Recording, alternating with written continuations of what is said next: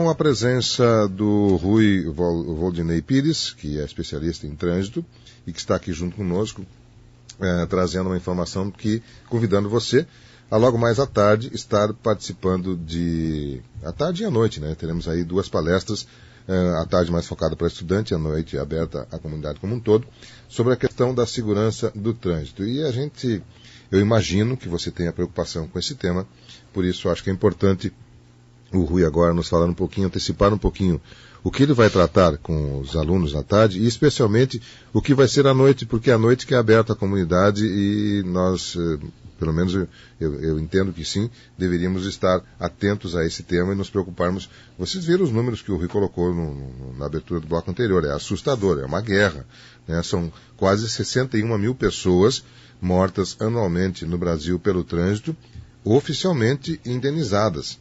Né? Eu creio que esse número pode ser maior do que isso, em virtude de que algumas mortes não são indenizadas. Esses são dados do Seguro Nacional. Rui, você nos deixou um pouco assustado aí com os números, mas existe esperança na sua visão? A tendência é nós mantermos esses níveis críticos ou poderemos melhorá-los? Enfim, qual é a sua expectativa para um amanhã do trânsito brasileiro? Com certeza, Miguel. Nós temos aí medidas a curto prazo, a médio prazo e a longo prazo. Eu digo que a curto prazo nós temos que nos conscientizar e mudar o nosso comportamento. Ou seja, vamos abandonar a direção agressiva e partir então para uma direção defensiva, que é a questão do erro, né? Todos nós erramos no trânsito, quer queira como condutores, como pedestre, enfim, como usuários da via, do trânsito, porque o trânsito hoje é o maior palco social que existe, não tem como tu não usar o trânsito. Uhum. Veja bem, por que o tema da palestra é o trânsito seguro começa em casa? Porque muitos acidentes caseiros, né? Com criança principalmente, ocorre em casa. E às vezes um simples cuidado, uma simples prevenção, você pode evitar o acidente. Uma queimadura, um choque, uma queda. Enfim, quem tem criança pequena ou passou por essa fase sabe do que eu estou falando. Então, por isso que a gente tem que começar. Por que em casa? Porque em casa nós temos que dar o exemplo. É em casa que a criança é educada. A escola é apenas um aperfeiçoamento da educação que ela aprendeu com seus pais. Então, veja que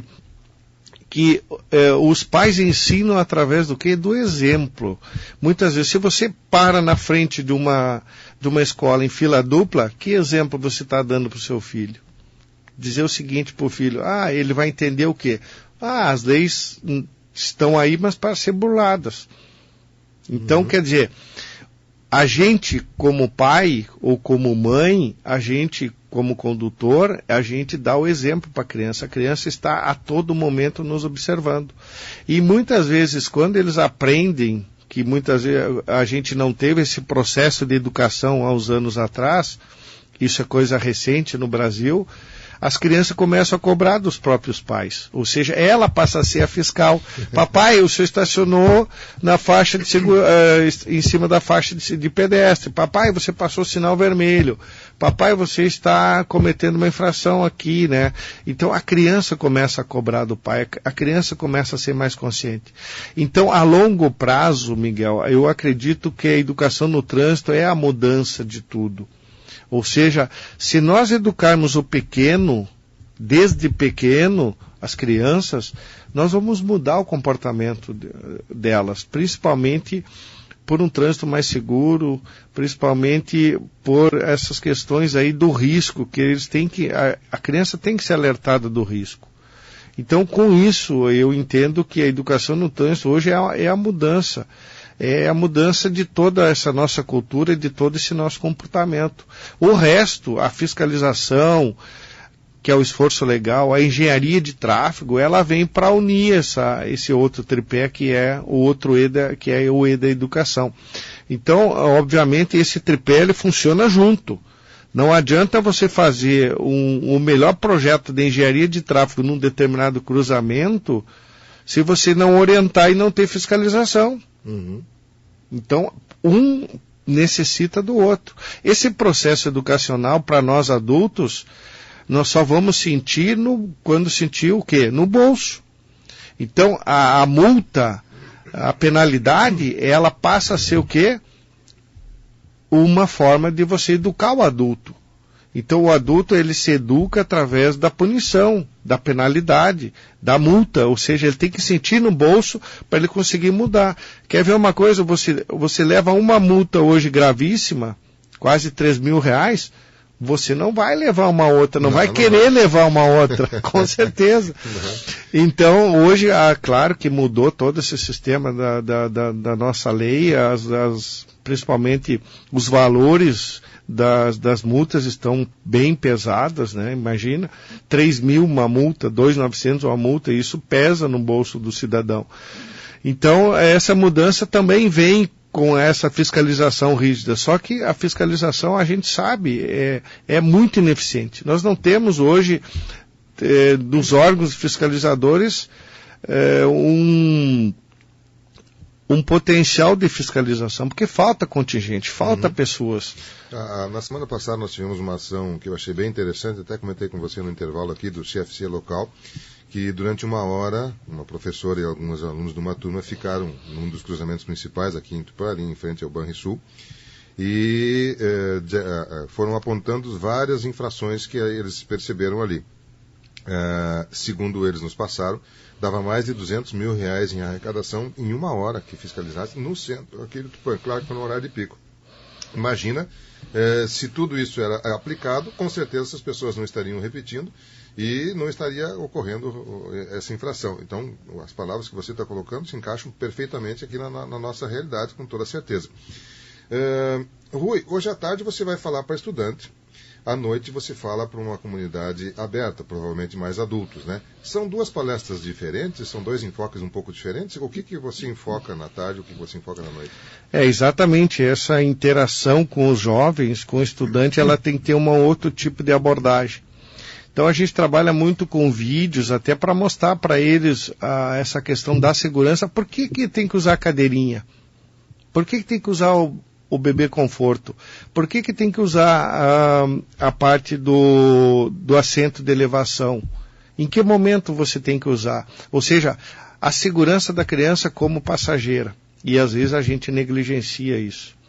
E veja que esse dispositivo de segurança dos veículos, você consegue, obviamente muitas vezes tu não consegue evitar um acidente, mas ocorreu o acidente, eles entram em ação. E a redução é em torno de 70%. Nossa. O óbito, no caso, né, evitaria. Claro que esse dispositivo de segurança tem que estar colocado de maneira correta. Uhum. Então já evita, muitas vezes, uma morte. A criança no bebê conforto, a criança com cinto de segurança, mais de 14 anos, enfim. Então a gente vai comentar essas questões aí, por exemplo, a travessia. Como que deve fazer uma travessia segura no trânsito hoje? Como ele deve se comportar quando ele desce do transporte escolar? Muitas crianças fazem o quê? Ou atravessam na frente do ônibus ou atrás do ônibus. Uhum. E muitas vezes o condutor que está vindo não enxerga, não tem essa visibilidade. Ou quando ele está jogando bola numa calçada ou numa rua, que cai a bola, vai para a via. Qual é o cuidado que ele tem que ter? Então essas abordagens a gente vai fazer com a gurizada aí. O adulto pode pensar assim, poxa, eu dirijo há décadas, não tenho nenhuma multa, não tive nenhum acidente sério, raspei o carro e tal, coisa assim. Para que eu vou lá? Não tem nenhum problema. Né? Esse é um raciocínio que as pessoas podem ter erroneamente, né? É verdade. A Polícia Rodoviária Federal fez um trabalho excelente, uma pesquisa aí, e eles usaram isso como um comercial. Quanto mais velhos, mais confiantes, mais imprudentes. Então, veja, cometem mais infração pelo excesso da confiança. A gente não pode pecar pelo excesso. E eu sou filho de caminhoneiro, de motorista há longos anos, e o pai sempre dizia para nós, eu não me considero motorista. Eu não sou motorista ainda. Sempre a gente está aprendendo no trânsito.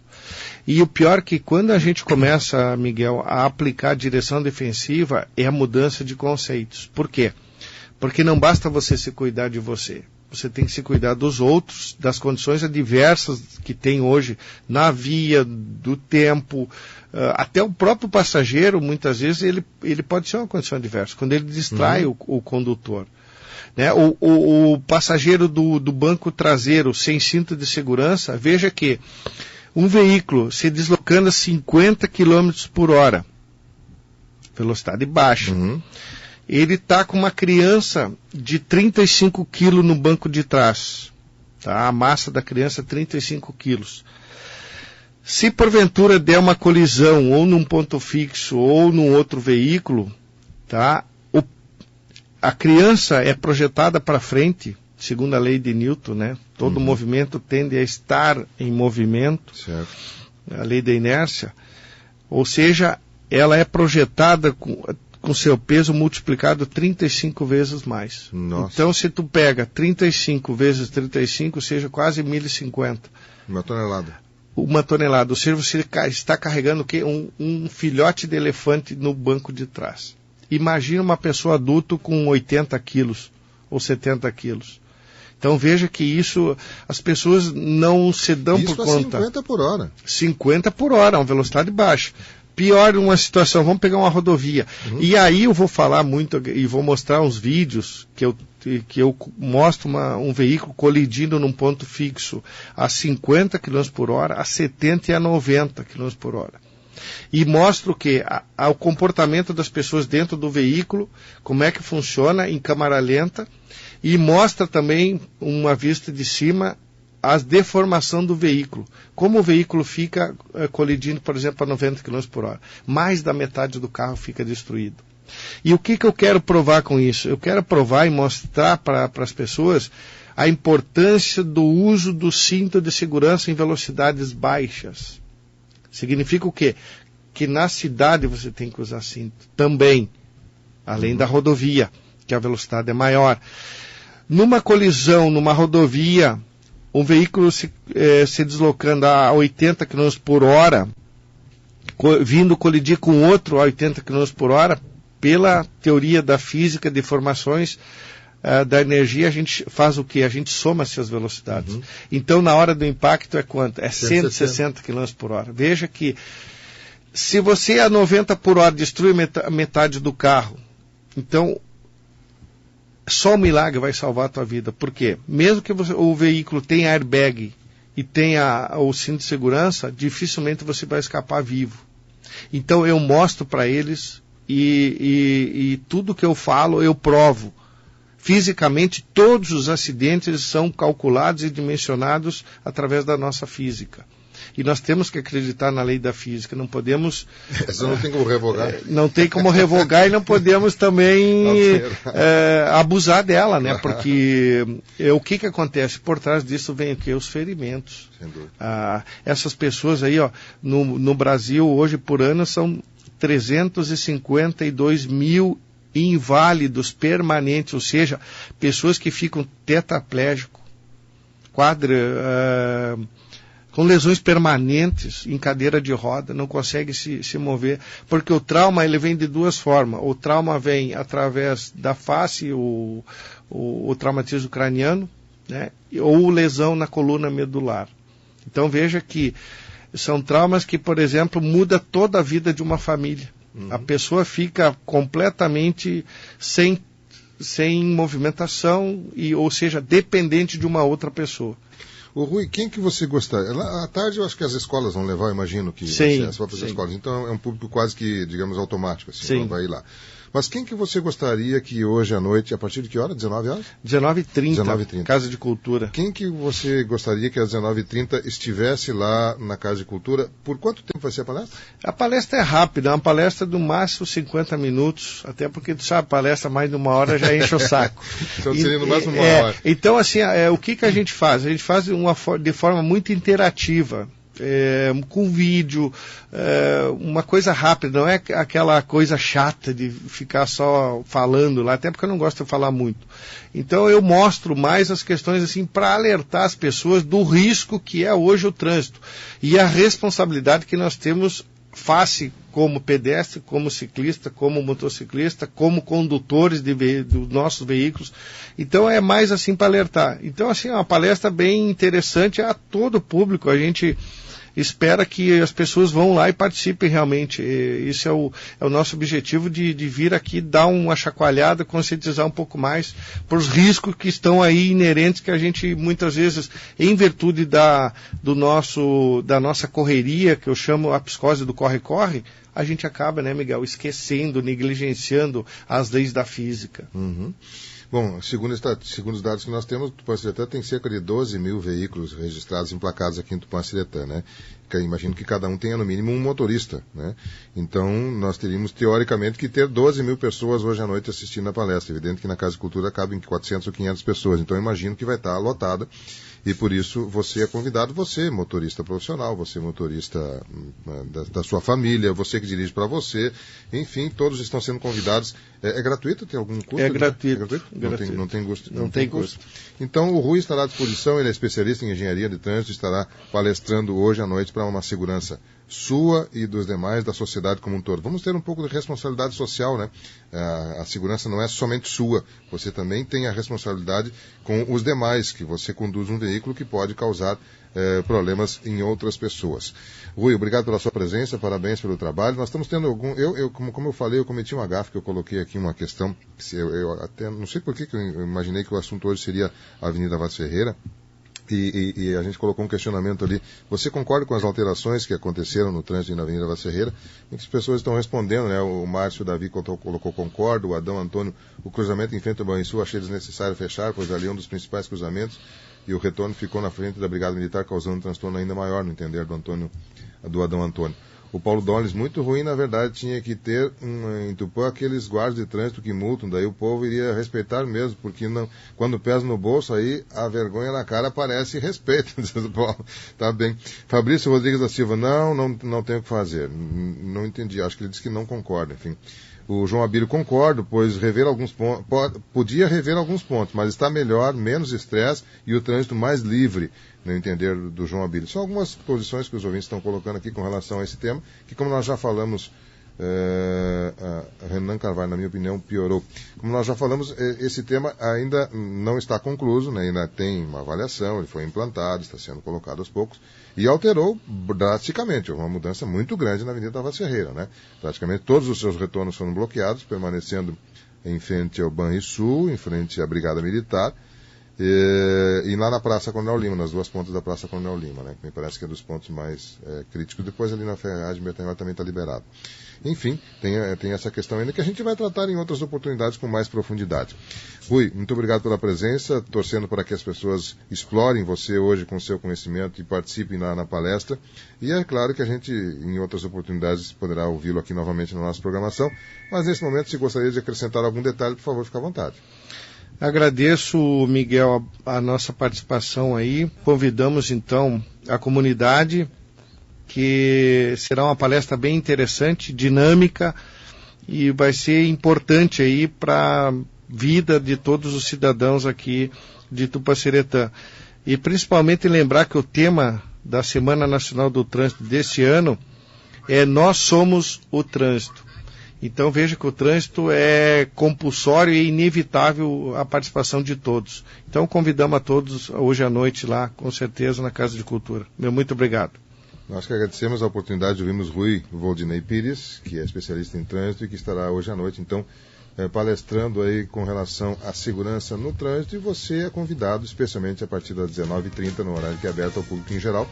À tarde é destinado para os estudantes, né? E à noite, então, o público em geral estará podendo participar, e a gente torce para que você possa estar lá presente também.